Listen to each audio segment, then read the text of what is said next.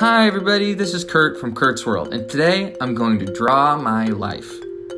Something in these videos that I really appreciate is everybody's complete honesty in telling their life story. So let's pull back the layers and see what's really there. Here we go. I'm gonna set the record straight. I was an accident. I wasn't sure for a really long time, but after doing some investigation and research on my own, the information became pretty clear to me. I wasn't intended to be born. My parents were, let's say, excited. My mom, although she was really young, was excited to have a baby boy, and my dad couldn't be happier.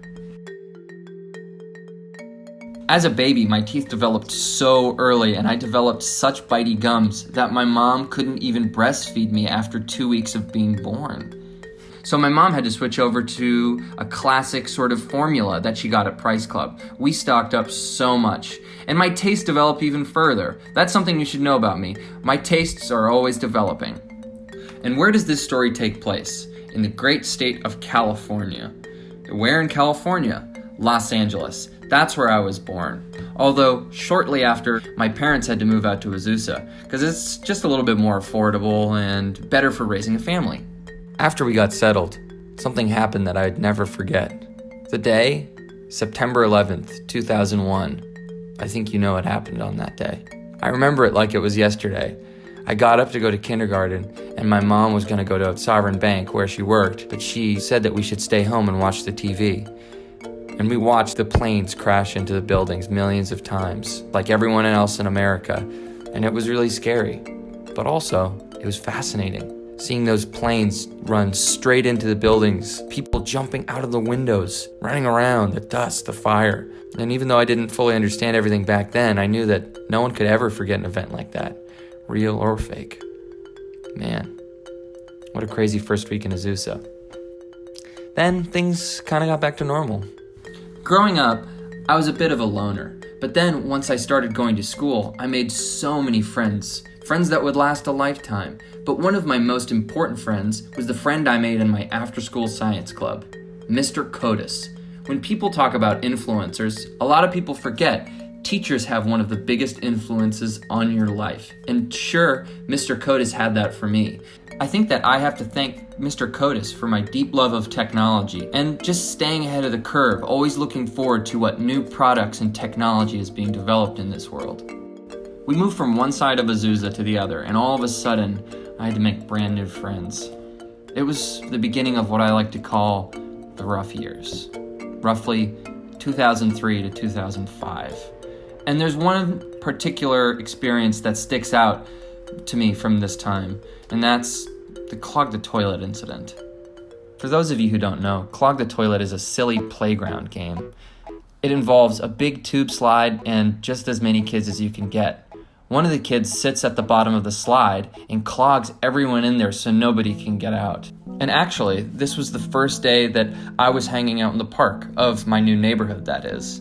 I chose that I would want to be the one to clog the toilet. I could sit at the bottom and hold everyone in there as long as they wanted, and these kids would see how strong and dependable I was. And maybe, just maybe, they'd want to be my friend. It didn't work out that way. I was unable to hold everyone in. As the kids kept pouring down the slide, I gripped onto the slide for dear life, trying to contain all these laughing kids. And they just kept coming, and eventually, I had to quit. I wasn't strong. I wasn't dependable. I collapsed. I fell, and all the kids came spilling out after me. This kid Jordan even told me, WTF. And just by the small chance that Jordan, you're watching this, I didn't mean to let you down. And also, man, that wasn't cool and I deserved an apology, and I know that now. And then came the biggest surprise of my life, at least to that point. I was gonna be a big brother. My mom was pregnant with a little boy, and I was going to call him Lucas. They said I could pick the name, which I was really excited about. But then came the worst surprise yet, the miscarriage. So my little brother became a dream and not much of a reality. The trauma of baby Lucas not being born right or correct created a rift between my two parents.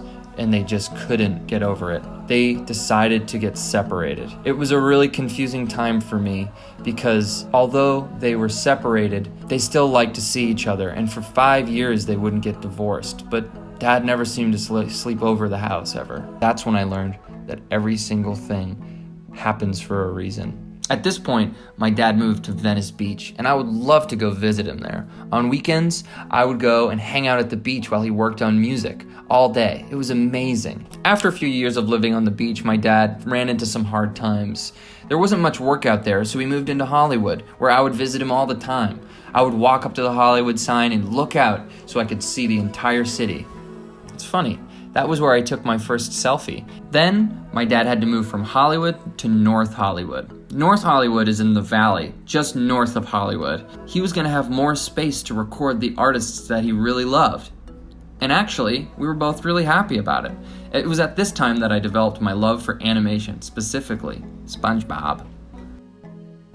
It was at this point my dad noticed he wasn't really enjoying work as much as he had in the past. And he realized he wasn't so much of a behind-the-scenes artist as he was somebody who goes out and plays live in front of people and then can party with them afterwards. And I totally got that because I was developing my own interests. It was at this point I started spending more time with my mom and Grandpa, her dad. My grandpa owns a junkyard way out in Sun Valley, so I would go out there and just hang out. Mom and Grandpa's side of the family, they're super smart, but they're also really emotional. This could be seen as a strengthness and a weakness, depending on how you look at it. And fun fact, I bet all you Kurties out there recognize Grandpa's junkyard. It was actually featured heavily in a lot of my earliest videos, along with his pet parrot, Cheeto. But sadly, after some of my earliest videos were done, they both died. And that's when I learned my next important lesson. You don't really know what you got until it's gone. After Grandpa died, Mom was upset. So I decided I was going to be a good son and stay home and keep her company. And I don't know how it happened, but one thing led to another, and I started getting really into online gaming. First with my PC, with Second Life and RuneScape, all that stuff, even Facebook. But then I moved on to Xbox Live with Halo. And you can't forget World of Warcraft, that's on PC. And that's where I made some of my first real friends. We would hang out all the time online, battle together, go exploring, you name it.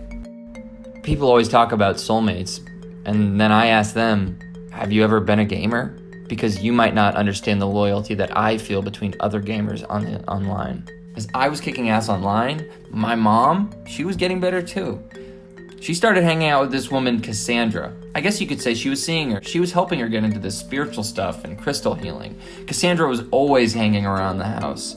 Mom even gave me a special crystal that Cassandra told her would bring me good restorative energy. And I still use it for luck and just to have around to this day. So it's a really pretty crystal. After 3 years of non-stop touring, my dad was finally taking a break and moving back to North Hollywood. A lot had changed for Dad. He became a Buddhist and started to quit smoking as well. I was so proud of him.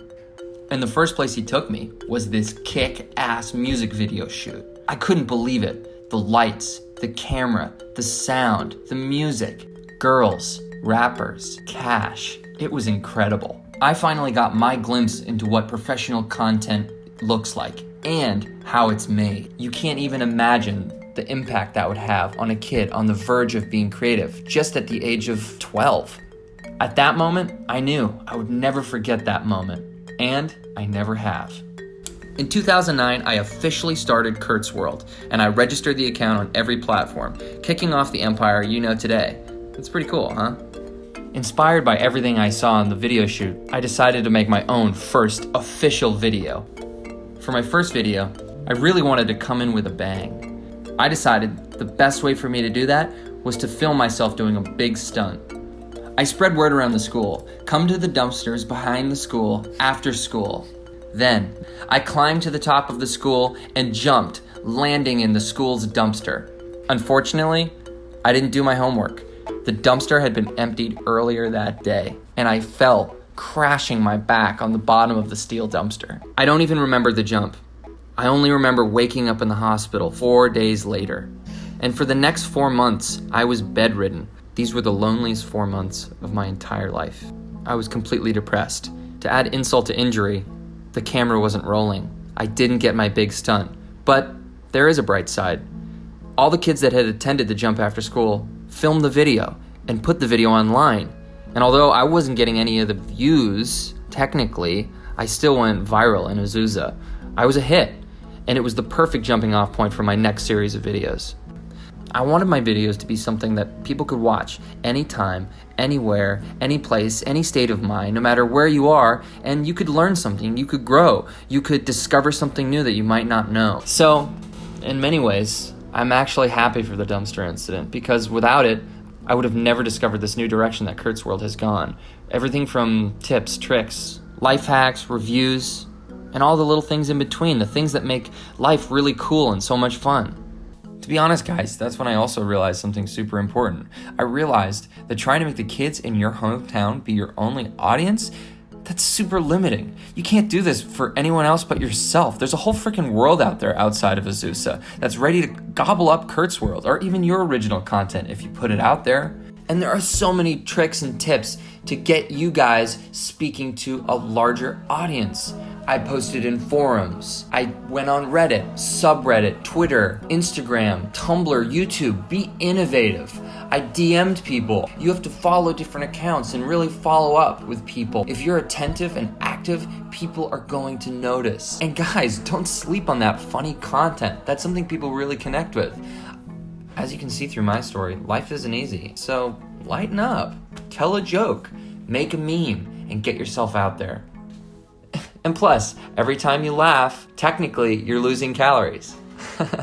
At that point, I wasn't making enough money off of my content to help my mom, so I decided to do something about it. That's when I started babysitting. First part-time, but then almost every single night. At one point, I was babysitting for half the families in Azusa. At least, it seemed that way. I knew almost every single kid in town, and they were more, quote-unquote, digital native than me. And you can imagine, I really learned a lot. And I sucked it up like a sponge and funneled it right into Kurt's World. It was a great source for new content and new fans. And I'm still friends with most of those kids today. Shout out to my friend Bobby Bud Lee, who I babysat, and I'm still friends with him to this day. Pretty cool, huh? That doesn't happen every day. So through this, I learned a couple things. First, work is fun and can be very rewarding. I also learned babysitting, or any other type of work, lead to good content. Also, it's important to make money so you can buy products to review and to do life hacks, unboxing, and hauls. Don't forget hauls. These values have followed me all the way from my babysitting days to my new job, a spree driver, where I implement the same spirit of help and fun. And the cool thing about spree is that you're interacting with people all the time. So you never know when you're going to be the center of an event or a moment in somebody's life. Honestly, it's amazing for content and for just in general. And guess what? In just 1 year, I've amassed over 3,000 rides. That's historic. Don't even get me started on my 5-star driver rating. That's something I've worked tirelessly for, even though it comes natural. So you guys might be asking yourself why? Why am I so driven, obsessed, and talented when it comes to making new and creative content? The truth of the matter is, it doesn't have anything to do with views, hits, likes, shares, hearts, or follows. What it has to do with is helping people. Through this amazing medium of social media, I've found a way to share myself with the world. And I just want to help as many people as possible. So I guess you could say, in a way, I do care about the numbers, about a broad viewership. And those numbers show me how many lives I'm changing daily. So my promise to you guys is that if you keep watching, I'll keep creating, doing, posting, and fucking killing it until the day is done. All right, guys, that does it for my story thus far. I want to thank you guys for clicking and staying with me on this journey, and I want you to share the vid. And if you guys have any questions, please feel free. Don't hesitate. Ask. I can't wait to see what you guys comment and how many people share this video. It's always inspiring to see people interact with my stuff. So this is in Creative Commons. If you guys want to do a mashup, a mix-up, it's totally free reign. All right, I'll catch you guys later. Peace out, Kurties.